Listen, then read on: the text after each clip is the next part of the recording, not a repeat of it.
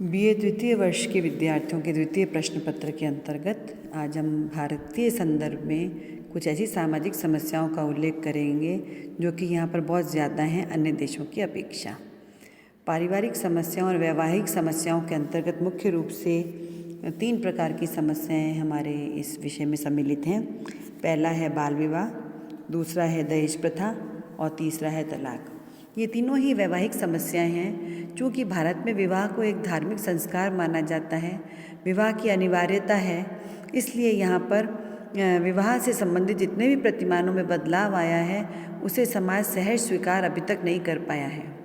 सबसे प्राथमिक रूप में जो एक समस्या है वह है बाल विवाह की समस्या।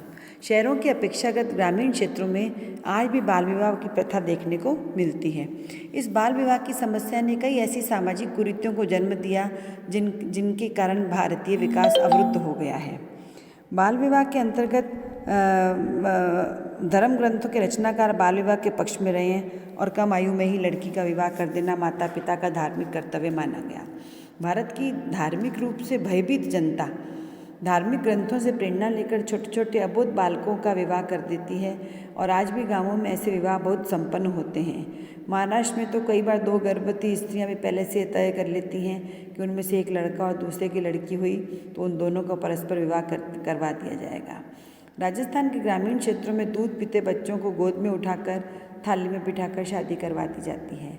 सामान्य जन की तो बात ही क्या कराई जाए। विधान निर्माता, कानून निर्माता और बड़े बड़े मंत्रियों के भी घरों में बाल विवाह संपन्न होते रहे हैं। कम आयु में विवाह होने से, संतान होने से पारिवारिक दायित्व आ जाने के कारण स्त्रियों का स्वास्थ्य गिर जाता है, वे रोगी बन जाती हैं, उनकी मृत्यु हो जाती है, औसत जीवन अवधि घट जाती है। कम आयु में विवाह के कारण जन्म दर में वृद्धि हो जाती है, दुर्बल संतानें पैदा होती हैं, सामाजिक स्तर में गिरावट होती है तथा कई प्रकार की ऐसी सामाजिक कुरीतियों जैसे अशिक्षा के कारण उनका सामाजिक जीवन अस्त व्यस्त सा हो जाता है। तो पहली तो ये बाल विवाह की समस्या है जिसके हम कारणों और परिणामों का उल्लेख करेंगे। दूसरी एक बहुत ही तीव्र समस्या जो भारत में है वह है दहेज प्रथा।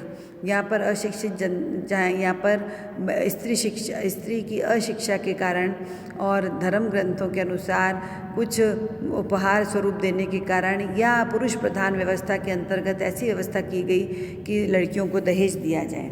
वर्तमान में भी दहेज एक गंभीर समस्या बनी हुई है। दिखावे के कारण, फैशन के कारण अभी भी शिक्षित समाजों में भी दहेज प्रथा पाई जाती है। लेकिन पूर्व में इस प्रथा के कारण कई सामाजिक अव्यवस्थाएं पैदा हुई।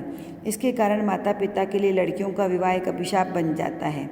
जीवन साथी चुनने का सीमित क्षेत्र होने के कारण बाल विवाह की अनिवार्यता, कुलीन विवाह, शिक्षा एवं सामाजिक प्रतिष्ठा, धन का महत्व, महंगी शिक्षा प्रणाली, सामाजिक प्रथा, प्रदर्शन, झूठी शान, दिखावा, कुप्रथाएं आदि के कारण दहेज लेना और देना आवश्यक हो गया है। इसका प्रमुख कारण है भारत में पुरुष प्रधानता, पुत्र की प्रधानता या पुत्र को अधिक महत्व दिया जाना।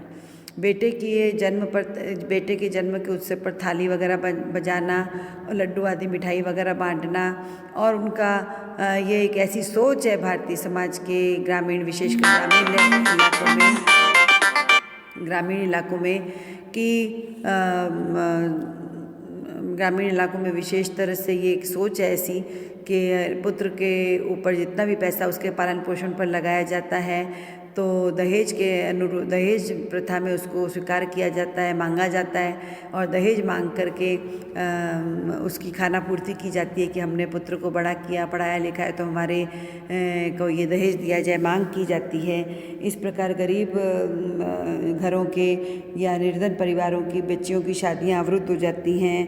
दहेज प्रथा के कारण न जाने कितनी स्त्रियों को जला दिया गया था। पूर्व में कई यातनाएं दी गई, आत्महत्याएं भी हुई हैं। आए दिन पत्र पत्रिकाओं में हम दहेज के कारण स्त्रियों की हत्याओं और उन्हें जला देने के समाचार पढ़ते हैं।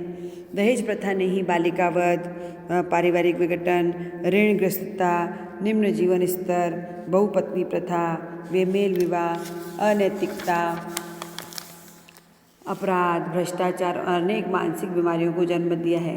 दहेज के कारण ही कई परिवारों में पुत्री के जन्म को अपशकुन माना जाता है।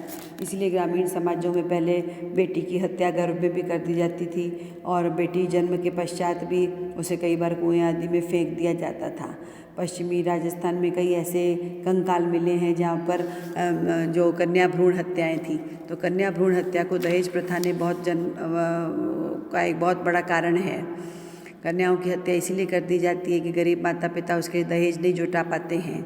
यह एक अभिशाप है। दहेज प्रथा समाज के सामाजिक जीवन पर एक कलंक है। वैवाहिक विवाह की प्रमुख समस्या है।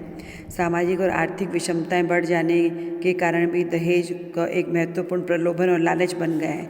दहेज में रुपया से लेकर बर्तन, जेवर, रेफ्रिजरेटर तथा सभी सुख सुविधाओं के साधन बढ़ते ही जा रहे हैं। इस प्रकार के लेन देन के पीछे माता पिता की इच्छा होती है कि इससे लड़की को ससुराल में प्रतिष्ठा और आर्थिक सुरक्षा प्राप्त होगी, किंतु पुत्री के लिए सुरक्षा और उच्च सामाजिक स्थिति की यह कामना उसके माता पिता को असुरक्षित कारागार पर लाकर खड़ा कर देती है, जहाँ उन्हें ऐसी मांगें भी पूरी करनी पड़ती हैं जो कि नाजायज़ हैं, जो उनकी आर्थिक क्षमता के बाहर होती हैं, और इस प्रकार वे कई कर्ज उठा लेते हैं, कर्जदार बन जाते हैं। वर्तमान में तो दहेज उन जातियों में भी प्रचलित हो गया है जहाँ पहले इसका नाम नहीं था।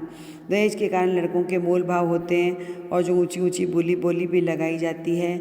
उन्हें अच्छा वर प्राप्त करने के लिए स्त्री के गुणों को एक किनारे पर रख करके जहाँ पर अधिक दहेज वगैरह मिलता है वहाँ पर बेटियों के रिश्ते कर दिए जाते हैं। इस प्रकार से दहेज प्रथा, बाल विवाह, तलाक, ये तीनों ही विवाह की ऐसी एक अभिशाप है, भारतीय सामाजिक जीवन पर एक कलंक है, जिनके कारण महिला विकास अवरुद्ध होता है। महिलाओं के विकास के अवरुद्ध होने का प्रमुख कारण ये है। वर्तमान समय में हम देखते हैं कि कई जगह पर अब आजकल स्त्री शिक्षा को बढ़ावा दिया गया है, स्त्रियां अपने पैरों पर खड़ी हैं, तो कई कई जगह पर इन अभिशापों से, इन बुराइयों से थोड़ा निजात भी पाया गया है। लेकिन फिर भी अशिक्षित जनता की सोच में आज भी बाल विवाह और दहेज प्रथा जैसी समस्याएं प्रचलित हैं। अगले व्याख्यान के उत्तर में हम बाल विवाह के, दहेज प्रथा के कारणों का उल्लेख करेंगे और तत्पश्चात हम विवाह विच्छेद का उल्लेख करेंगे कि तलाक भी किस प्रकार से एक सामाजिक दुर्घटना है और किस प्रकार से यह दो परिवारों के जीवन को लील जाती है, केवल छोटे कारणों से और अपनी असंवेदनशीलता के कारण।